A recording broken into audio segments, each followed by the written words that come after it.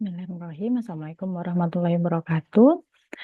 Hai teman-teman semua, di sini saya akan memberikan perkuliahan secara sinkronus untuk mata kuliah bisnis internasional dengan chapter faktor hukum, politik, dan kondisi pada bisnis internasional. Oke, langsung saja.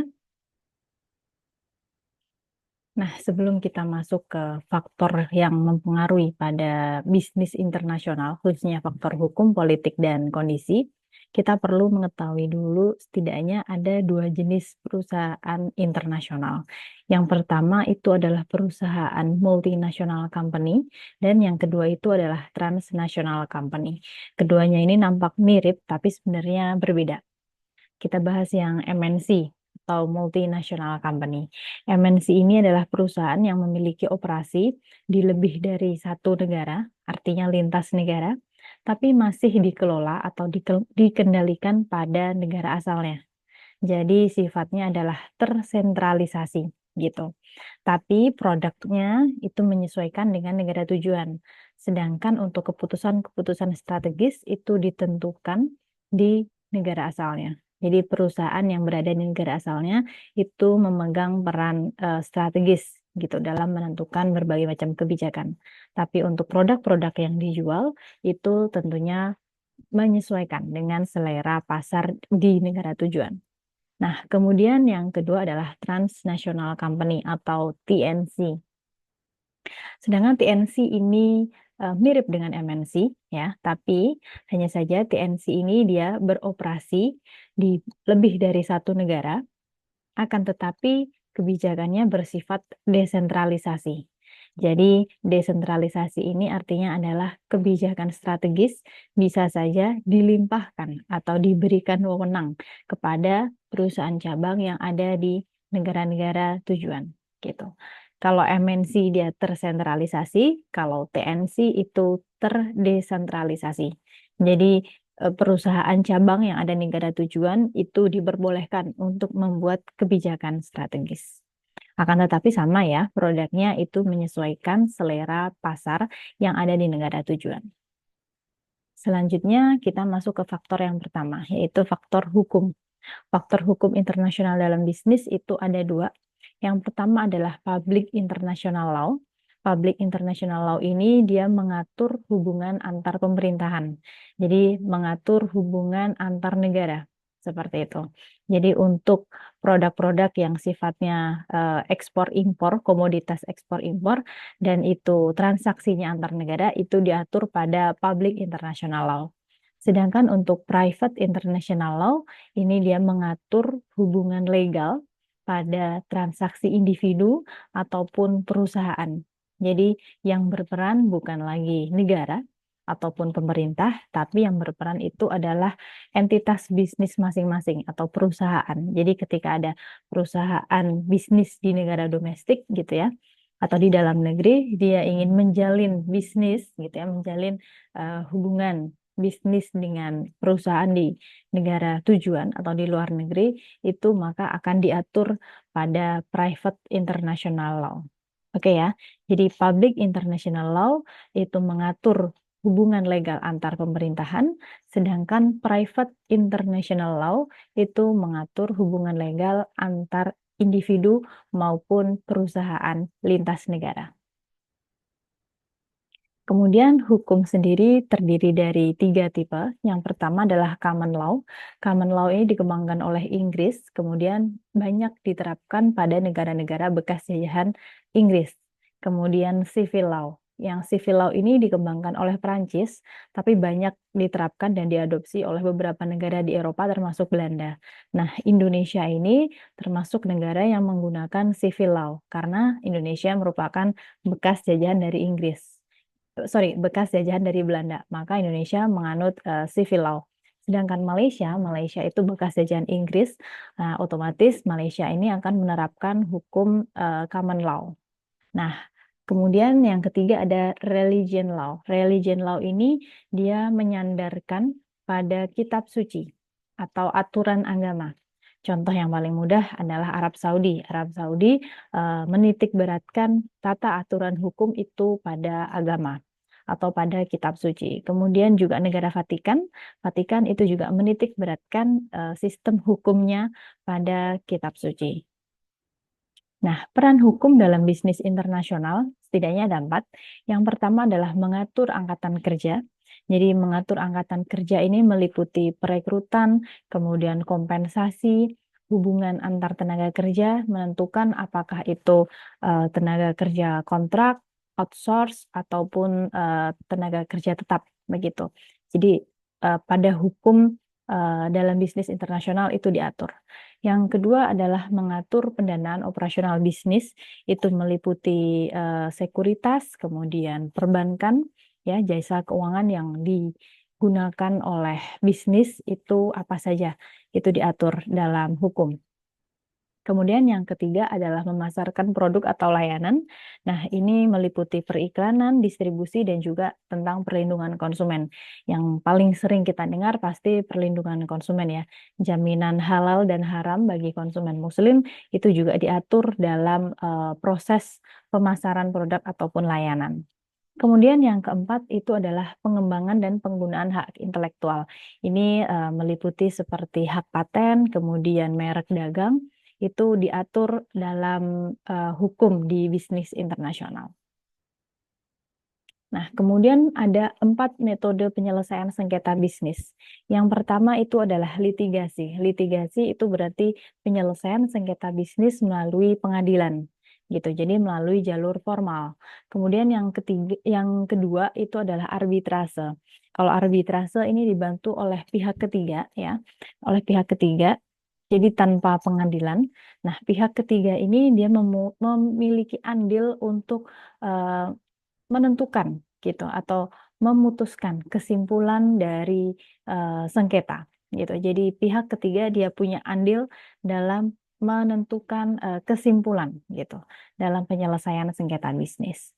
Nah, beda halnya dengan mediasi.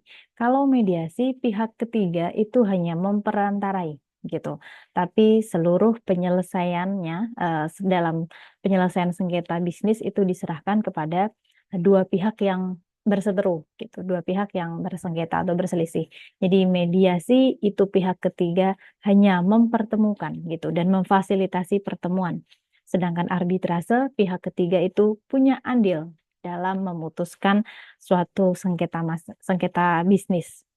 Nah, kemudian yang ketiga itu adalah yang keempat itu negosiasi. Kalau negosiasi itu dilakukan oleh kedua belah pihak, ya. Lobbying seperti itu, mereka melakukan kesepakatan-kesepakatan bisnis yang memberikan win-win solution gitu. Jadi untuk litigasi itu jalur formal, sedangkan arbitrase, mediasi, dan negosiasi itu jalur informal. Jalur informal artinya tidak melalui pengadilan, sedangkan jalur formal itu melalui pengadilan. Oke, masuk faktor yang kedua. Faktor yang kedua adalah faktor politik. Jadi faktor politik yang pertama itu aspek yang penting adalah stabilitas negara. Stabilitas negara ini meliputi kebijakan fiskal maupun moneter negara yang stabil, seperti itu. Tidak dalam kondisi berperang, tidak dalam kondisi ada tekanan dari luar atau tidak ada kudeta, gitu. Itu stabilitas negara. Kemudian yang kedua adalah proteksi pemerintah. Kemarin kita mempelajari proteksi pemerintahan ada tarif dan ada non tarif, ya. Jadi kalau tarif itu membebankan tarif membebankan tarif impor gitu ya kepada importir untuk dia juga memasarkan produknya ke dalam pasar domestik atau ke dalam pasar dalam negeri gitu ya. Itu untuk menjaga agar produk-produk yang diproduksi dalam negeri atau produk domestik itu senantiasa baik gitu, senantiasa memiliki pasarnya. Seperti itu. Kemudian yang ketiga adalah politik luar negeri. Politik luar negeri ini berarti meliputi diplomasi, kemudian juga aspek kedaulatan, kebudayaan, ekonomi. Oke, yang selanjutnya ini adalah kebijakan pemerintah dalam kepemilikan bisnis. Jadi ada 3 kebijakan, ya, pemerintah yang diterapkan dalam kepemilikan bisnis. Yang pertama itu adalah nasionalisasi. Nasionalisasi ini adalah konversi bisnis dari yang sebelumnya milik swasta atau milik asing menjadi milik negara. Contoh nasionalisasi yang pernah dilakukan oleh Indonesia itu adalah pada PT KAI dan PT GIA ya, Garuda Indonesia. Nah, KAI itu sebelumnya dia bisnis yang dijalankan, bisnis transportasi kereta api yang dijalankan oleh Belanda. Kemudian dinasionalisasi ya ketika Indonesia merdeka, dinasionalisasi menjadi sebuah BUMN. Begitu halnya dengan Garuda Indonesia. Kemudian yang kedua adalah privatisasi. Privatisasi ini kebalikan dari nasionalisasi. Privatisasi berarti konversi bisnis dari yang sebelumnya milik negara menjadi milik swasta. Gitu. Contohnya adalah Indosat. Indosat itu dulunya adalah milik negara, ya. Dia dulunya adalah BUMN, kemudian dilepaskan, dijual kepada asing.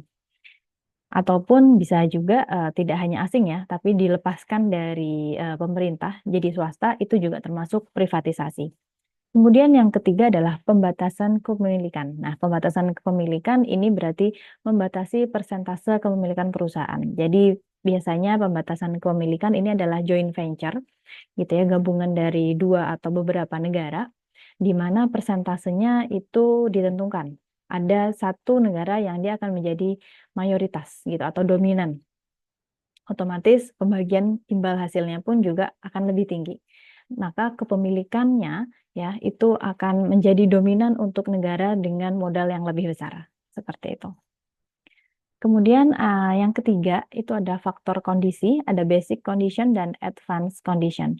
Basic condition ini lebih terkait pada alam ya atau endowment kalau kita belajar teori perdagangan internasional itu ada endowment, ada anugerah. Jadi sifatnya adalah alam seperti lokasi, kemudian topografi. Topografi itu kayak daratannya, lautannya, hutannya seperti itu. Kemudian akses, akses ini terkait dengan jalan ya. Sumber daya alam itu seperti tambang, pertanian, perkebunan, kemudian iklim. Iklim ini juga mempengaruhi, pastinya iklim ini akan mempengaruhi dengan hasil dari sumber daya alam gitu. Kemudian yang kedua advanced condition. Advanced condition ini berarti adalah hal yang itu bisa dikembangkan gitu ya. Itu contohnya adalah sumber daya manusia. Sumber daya manusia ini sangat relate dengan pendidikan. Jadi semakin tinggi pendidikan gitu ya, harapannya semakin bagus SDM yang dimiliki oleh suatu bangsa. Kemudian yang kedua adalah teknologi. Sebenarnya teknologi ini juga dimainkan oleh SDM yang berkualitas gitu ya. Semakin SDM-nya berkualitas, maka teknologi itu akan dikembangkan semakin canggih. Nah, teknologi kemudian yang ketiga adalah infrastruktur. Infrastruktur ini juga akan dikembangkan dengan teknologi yang canggih. Teknologi yang canggih dimainkan oleh SDM yang berkualitas. Jadi ketiganya ini adalah saling beririsan. Nah, itu sedikit tentang perkuliahan kita tentang faktor hukum, politik, dan kondisi pada bisnis internasional. Selengkapnya kalian bisa pelajari di buku ya. Nah, di sini ada beberapa soal latihan yang harus kalian kerjakan ya. Di sini ada petunjuk pengerjaan yang harus kalian taati. Dikumpulkan Rabu 9 Oktober 2024 maksimal pukul 23.59. Jangan lupa untuk mencantumkan nama, NIM, dan kelas ya. Dikerjakan secara individu. Kemudian dikumpulkan dalam format PDF dan diunggah pada Google Drive yang nanti akan disiapkan oleh PJ kelas. Kemudian dilarang untuk melakukan plagiasi dalam bentuk apapun, ya, termasuk dalam menggunakan ChatGPT atau bantuan AI lainnya. Tapi saya sangat merekomendasikan untuk teman-teman menyitasi dari buku ataupun artikel ilmiah untuk mendukung jawaban saudara, dan jangan lupa untuk menuliskan atau menyertakan sumber referensi yang saudara gunakan. Nah, di sini ada 5 soal latihan yang harus kalian kerjakan. Silahkan dikumpulkan sebelum deadline. Oke, mungkin itu aja kuliah asinkronus kita pada pertemuan hari ini. Sekian dari saya. Apabila ada salah dan kurang lebihnya dalam menjelaskan, saya mohon maaf. Apabila ada hal-hal yang ingin dikonfirmasi atau ditanyakan, silahkan menanyakan melalui kolom komentar. Sekian dari saya. Wassalamualaikum warahmatullahi wabarakatuh.